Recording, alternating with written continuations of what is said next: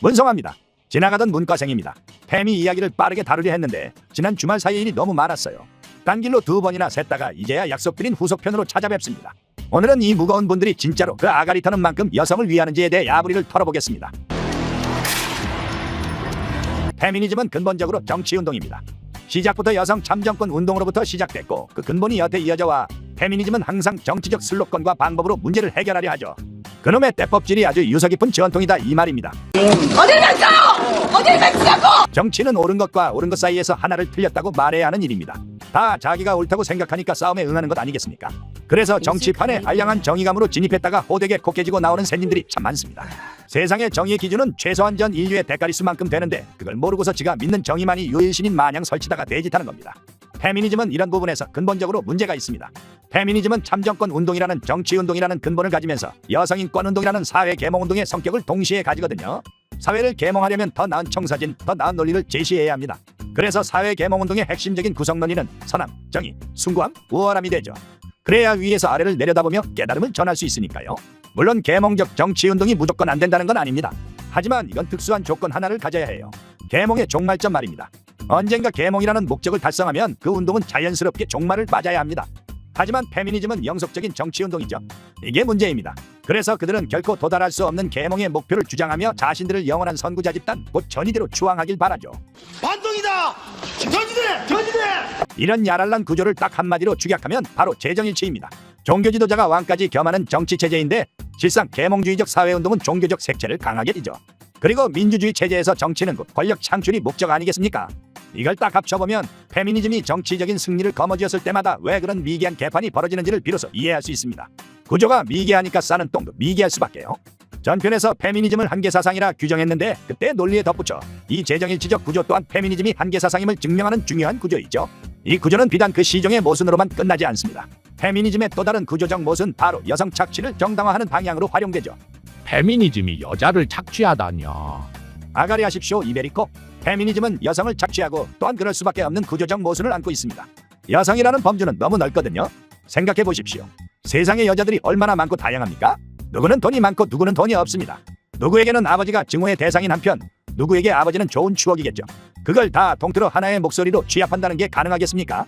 人何况看损这品的人都希望中国共产党灭亡。 여무십시오 천안문. 정치는 목적지향의 수단이고 이를 위해 하나의 단합된 목소리를 내야 합니다. 그래서 어중이 떠중이 긁어모아 덩치만 비대해졌던 보수당이 개같이 몰락한 것이죠. 힘이 아무리 세봤자 양쪽에서 같은 힘으로 당기면 아무것도 못하는 것과 같아요. 페미니즘의 근본은 정치 집단이기 때문에 결국 어떤 목소리 하나를 내야 합니다.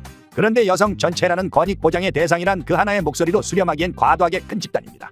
마치 세상 모든 음식의 전형적인 형태를 뭐로 정할 것이냐는 물음과 같죠. 난 짜장면. 그래서 페미니즘은 가장 먼저 여성 담론이라는 동력 그 자체가 가진 한계에 부딪히게 됩니다. 이게 커져서 더 많은 여성을 포괄할수록 정치적으로는 더 쓸모없어지거든요. 그래서 페미니즘이 선택한 길이 앞서 말씀드린 재정일치의 구조였습니다. 계몽 논리의 고압적인 선동력을 바탕으로 포교 활동을 이어가며 이 사상에 반대하는 것은 여성권 이익을 해치는 부도덕이란 영논리를 강요합니다. 그냥 쳐 드시라니까 왜 자꾸 말을 자꾸 해. 페미니즘은 선이고 이것을 반대하는 것은 악이다. 페미니즘에게 대여본 분들이라면 굉장히 익숙한 논리이실 텐데 이게 사실 여성 조직 내부 단속을 위한 논리라는 것이죠. 마치 중공의 동북 공정이 내부 소수민족 단속을 위한 계알이인 것과 아주 흡사한 꼴입니다. 아주 그지 같은 것들끼리 꼬락서니가 비슷한 것이 세스코 마려운 순간이 아닐 수 없군요. 어쨌거나 이런 고압적 계몽 사상은 옳은 것과 그런 것에 대한 토의와 자정의 구조를 몰아냅니다.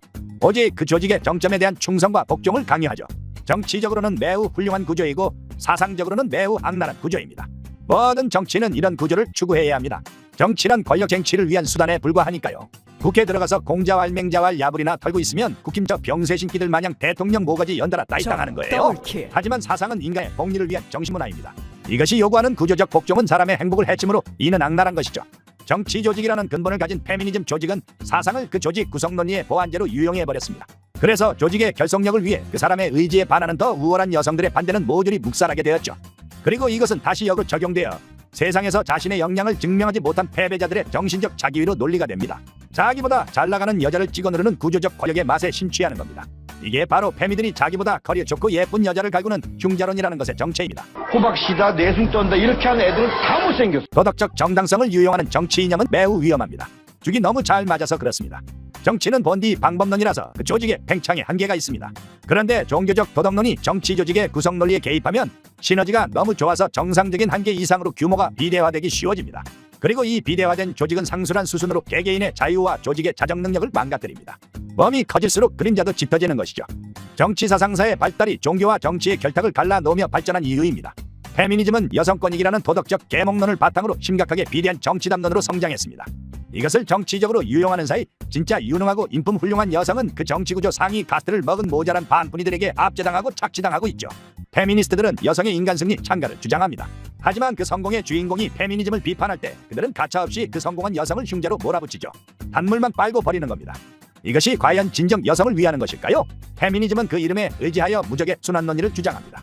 이름이 여성주의이므로 여성을 대의하고 여성의 이익을 주장할 수밖에 없다는 논리라면 나치당은 애국자였고 조선민주주의인민공화국은 인민의 낙원이었겠죠. 남성을 혐오하는 여성이 있어야만 살아남을 수 있는 그들이 여성으로 하여금 남성을 혐오하게 만들 때 과연 인류의 절반을 쪽으로 돌린 여성이 더 행복해질 수 있을까요? 그들의 사익 추구가 과연 여성 전체의 이익으로 가름될 수 있을까요? 그런 거는 우리한테는 있을 수가 없어요. 페미니즘은 언제나 우수하고 지혜로운 여성을 착취하고 갉아먹어 자신의 자리를 만듭니다. 자신보다 우월한 여성이 일궈낸 성취에 편승하면서 그들이 제시하는 더 나은 여성상은 거부하는 표리부동으로 점철되어 있죠. 페미니즘은 정치적 목적 달성, 소수의 상층 카스트의 안락을 위해 같은 여성을 노예상고 압제하는 구조를 지닙니다. 이는 집단주의가 사유화된 꼴이고 이는 필연적으로 악화가 양화를 구축하는 열화현상을 불러옵니다. 그래서 페미니즘은 예외 없이 모든 곳, 모든 시간에서 사회적 악성 종양으로 썩어 문드러지고 말죠. 다음 시간에는 이렇게 털고도 또 털 게 남았어요? 말했지 않습니까? 3박 4일 간증에도 열 수 있다고요. 페미니즘은 비정상 중에서도 아득히 선을 넘은 악성 종양입니다. 이것 가는데 수제가 말을 일이 있겠습니까? 다음 시간에는 페미니즘이 왜 가정을 적대하고 파괴하는가에 대해 야부리를 털어보겠습니다. 이상입니다. 구독과 좋아요, 알림 설정 부탁드리며 저는 마저 지나가 보겠습니다.